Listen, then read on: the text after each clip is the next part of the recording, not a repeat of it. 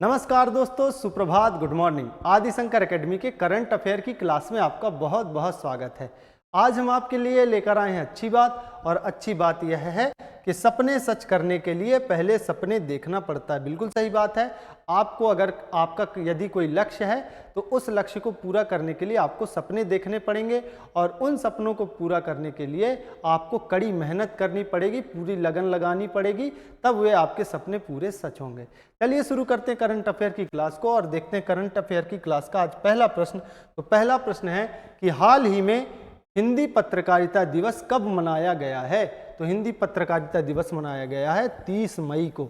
30 मई को मनाया जाता है। बात करते हैं खबर की, तो भारत में हर साल 30 मई को हिंदी पत्रकारिता दिवस, हिंदी जर्नलिज्म डे मनाया जाता है।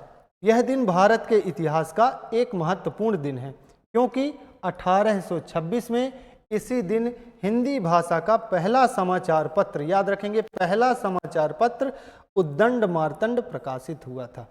और बात करते हैं उद्दंड मार्तंड की, तो उद्दंड मार्तंड जो है यह प्रकाशित किया गया था युगल किशोर शुक्ला के द्वारा।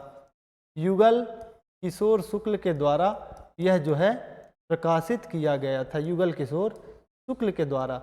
ये वकील थे और इन्होंने ही हिंदी के पहले समाचार पत्र का जो है प्रकाशन किया था। इससे पहले उर्दू, फारसी, अंग्रेजी, इनमें जो समाचार पत्र थे वह प्रकाशित हो रहे थे, लेकिन वर्ष 1826 में हिंदी का पहला समाचार पत्र उद्दंड मार्तंड प्रकाशित हो गया।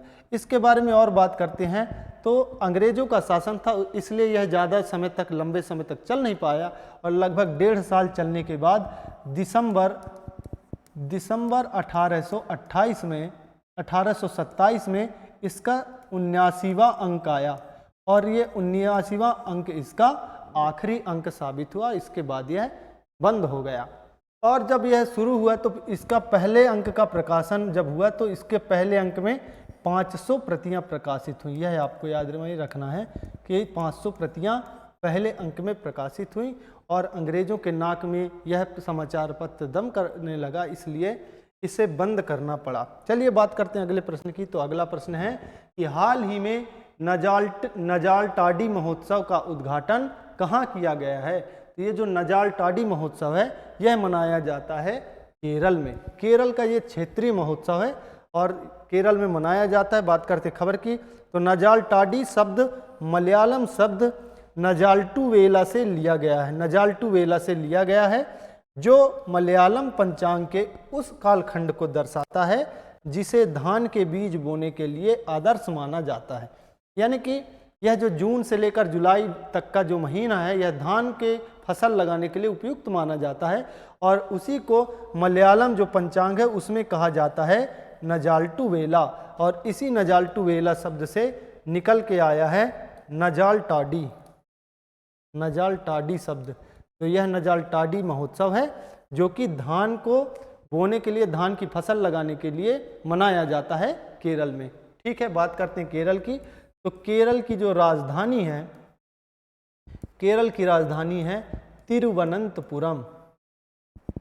तिरुवनंतपुरम यहाँ की राजधानी है, तिरुवनंतपुरम। अगर यहाँ के राज्यपाल की बात की जाए तो राज्यपाल बहुत ही विद्वान व्यक्ति हैं, आरिफ मोहम्मद खान। आरिफ मोहम्मद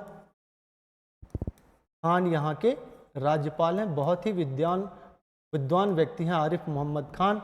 और अगर यहाँ के सीएम की बात की जाए तो यहाँ के सीएम है पिनराई विजयन। यहाँ के सीएम हैं पिनराई विजयन यहाँ के सीएम है। यह आपको याद रखना है।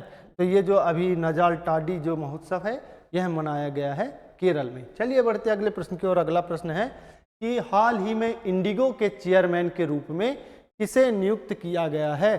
तो इंडिगो के चेयरमैन के रूप में नियुक्त किया गया है विक्रम सिंह मेहता को। और ये जो विक्रम सिंह मेहता हैं ये पूर्व आईएएस अधिकारी हैं। याद रखना है, ये पूर्व आईएएस अधिकारी हैं विक्रम सिंह मेहता, और इनको अब जाकर इंडिगो का जो चेयरमैन है वह नियुक्त किया गया है। इंडिगो के बारे में बात की जाए तो यह जो एयरलाइंस है यह वर्ष 2006 में शुरू हुई थी। इसकी शुरुआत वर्ष 2006 में हुई थी। दो व्यक्तियों ने, राहुल भाटिया नाम के एक व्यक्ति थे, राहुल भाटिया के साथ साथ इनके एक दोस्त थे राकेश गंगवाल। इन दो लोगों ने इस एयरलाइन की शुरुआत की थी। राकेश गंगवाल और राहुल भाटिया ने, इन दोनों ने मिलकर इस एयरलाइन की शुरुआत की थी। और आज के तारीख में इंडिगो जो है भारत की सबसे बड़ी एयरलाइन बन चुकी है। सबसे बड़ी एयरलाइन है, ये आपको याद रखना कि भारत की सबसे बड़ी एयरलाइन है इंडिगो। और इस इंडिगो एयरलाइन के पास 430 प्लस विमान हैं, 430 प्लस विमान हैं और एक दिन में लगभग 2300 उड़ानें भरते हैं। इंडिगो की ये जो विमान है 2300 उड़ानें भरते हैं, एक दिन में 2300 उड़ानें भरती हैं, ये आपको याद रखना है। तो इंडिगो जो है अपने भारत देश की सबसे बड़ी एयरलाइन है। स्थापना इसकी 2006 में हुई। राहुल भाटिया और राकेश गंगवाल ने मिलकर की और इसी के जो अब चेयरमैन है बन गए हैं विक्रम सिंह मेहता, जो कि एक पूर्व IAS अधिकारी रह चुके हैं। बढ़ते हैं अगले प्रश्न की ओर। तो अगला प्रश्न है कि हाल ही में भारत के औद्योगिक उत्पादन सूचकांक में अप्रैल 2025 में कितने प्रतिशत की वृद्धि दर्ज की गई है। तो ये जो वृद्धि है बहुत ही साधारण वृद्धि है, बहुत ही कम वृद्धि है, 2.7% वृद्धि। बात करते हैं खबर की। भारत की औद्योगिक गतिविधियों में अप्रैल 2025 में गिरावट दर्ज की गई, जो कि बीते 8 महीनों का सबसे कमजोर स्तर है।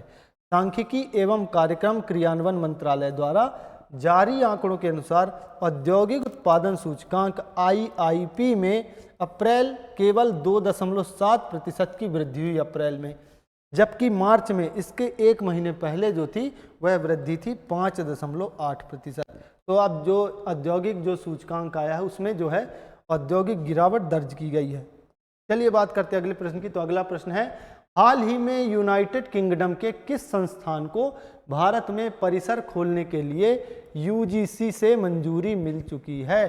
तो ये जो संस्थान है वह है लिवरपूल विश्वविद्यालय। ये यूनाइटेड किंगडम का बहुत ही नामी जो विश्वविद्यालय है लिवरपूल, उसको अब जो है भारत में अपना परिसर खोलने की इजाज़त जो है UGC ने दे दी है। और इससे पहले बात करते हैं खबर की। तो हाल ही में यूनाइटेड किंगडम के लिवरपूल विश्वविद्यालय को भारत में बेंगलुरु में, याद रखना बेंगलुरु में अपना पहला विदेशी परिसर स्थापित करने के लिए विश्वविद्यालय अनुदान आयोग UGC ग्रांट कमीशन से औपचारिक मंजूरी प्राप्त हुई है। विश्वविद्यालय ने अगस्त 2026 से शैक्षणिक सत्र शुरू करने की योजना बना ली है, जिसमें व्यवसाय प्रबंधन, लेखा और वित्त, कंप्यूटर विज्ञान, जैव चिकित्सा विज्ञान और गेम डिजाइनिंग जैसे कार्यक्रम शामिल किए जाएंगे। ये पाठ्यक्रम शामिल किए जाएंगे। और याद रखना कि लिवरपूल विश्वविद्यालय से पहले साउथम्पटन विश्वविद्यालय भी है जिसने भारत में अपना परिसर खोला है। ये भी याद में रखना है कि इसके लिवरपूल से पहले साउथम्पटन विश्वविद्यालय ने भी भारत में अपना परिसर खोल रखा है। चलिए बात करते हैं अगले प्रश्न की। तो अगला प्रश्न है, हाल ही में कौन सौर ऊर्जा से अपनी ऊर्जा मांग पूरी करने वाला देश का पहला जिला बन गया है। तो ये जो पहला जिला है वह है दीव। दीव जिला जो है केंद्र शासित प्रदेश दादर तथा नगर हवेली तथा दमन और दीव का दीव जिला जो है देश का पहला ऐसा जिला बन गया है जो अपनी बिजली की मांग पूरी तरह से सौर ऊर्जा से पूरी करता है। ये ध्यान रखना, बहुत बड़ी उपलब्धि है कि अपने पूरी ऊर्जा का उपयोग वह सौर ऊर्जा से कर लेता है। तो ये जो दीव है यह पहला जिला बन चुका है सौर ऊर्जा से जो अपनी ऊर्जा की मांग पूरी करता है। बात करते हैं अगले करंट अफेयर की। तो अगला करंट अफेयर है, हाल ही में मंगल ग्रह के भूभाग जैसा जोरोसाइड क्षेत्र कहाँ खोजा गया है। तो ये जो जोरोसाइड क्षेत्र है ये खोजा गया है गुजरात में। बात करते हैं खबर की। तो हाल ही में भौतिकी अनुसंधान प्रयोगशाला अहमदाबाद, भारतीय प्रौद्योगिकी संस्थान IIT गांधीनगर, भारतीय प्रौद्योगिकी संस्थान IIT खड़गपुर, प्रेसिडेंसी विश्वविद्यालय कोलकाता और CSIR राष्ट्रीय भूगौतिकी अनुसंधान संस्थान हैदराबाद के शोधकर्ताओं का एक समूह जो था उसने गुजरात के कच्छ से 6 जोरोसाइड नसें जोरोसाइड वेन्स का नमूना लिया, जिसका शुष्क नमकीन इलाका मंगल ग्रह के समान है। जोरोसाइड खनिज मंगल ग्रह पर भी पाया जाता है। जोरोसाइड एक खनिज का नाम है जो कि मंगल ग्रह पर पाया जाता है, लेकिन हाल ही में अभी यह गुजरात के कच्छ जिले से कच्छ इलाके से खोजा गया। यह आपको याद रखना है। बात करते हैं गुजरात की, तो गुजरात की राजधानी जो है, गुजरात की राजधानी है गांधीनगर। गांधीनगर आपको याद रखना है, गुजरात की राजधानी है गांधीनगर। गुजरात के राज्यपाल हैं, गुजरात के राज्यपाल है आचार्य देवव्रत। आचार्य देवव्रत यहाँ के राज्यपाल हैं। और यहाँ के मुख्यमंत्री की बात की जाए तो मुख्यमंत्री हैं यहाँ पर, मुख्यमंत्री यहाँ पर भूपेंद्र भाई पटेल। भूपेंद्र भाई पटेल यहाँ के मुख्यमंत्री हैं। तो इसी गुजरात में ये जो जोरोसाइड क्षेत्र है वह खोजा गया है, जो कि मंगल ग्रह में भी पाया जाता है, याद रखिएगा। चलिए बढ़ते हैं अगले करंट अफेयर की ओर। तो अगला करंट अफेयर है, हाल ही में किस राज्य के इको टूरिज्म को बढ़ावा देने के लिए बफर में सफर योजना शुरू की गई है। तो फोटो से आप अंदाजा लगा ही पा रहे होंगे कि यह कौन सा राज्य है। तो यह राज्य है उत्तर प्रदेश। बात करते खबर की, उत्तर प्रदेश वन एवं वन्य जीव विभाग ने बफर में सफर योजना नाम से एक नई इको टूरिज्म पहल की शुरुआत की है। यह योजना दुधवा, पीलीभीत और लखीमपुर खीरी जैसे प्रमुख बाघ अभ्यारण्य जोन में लागू की जा रही है। और इको टूरिज्म से मतलब यह है कि वहाँ की प्रकृति की जो संरचना है, प्राकृतिक संरचना है, उसको बिना किसी तरीके की छेड़छाड़ से, बिना कोई नुकसान पहुँचाए वहाँ पर जो टूरिज्म है उसको बढ़ावा देना इको टूरिज्म कहलाता है। चलिए बढ़ते हैं अगले प्रश्न की ओर। तो अगला प्रश्न आपके सामने यह है कि हाल ही में प्रधानमंत्री मोदी ने किस राज्य के 50 वर्ष पूरे होने पर स्मारक सिक्का जारी किया है। तो 50 वर्ष पूरे हुए हैं सिक्किम राज्य के। सिक्किम राज्य के 50 वर्ष पूरे हो गए हैं और इस उपलक्ष्य पर जो प्रधानमंत्री मोदी हैं उन्होंने स्मारक सिक्का जारी किया है। चलिए बात करते हैं थोड़ा सा सिक्किम की।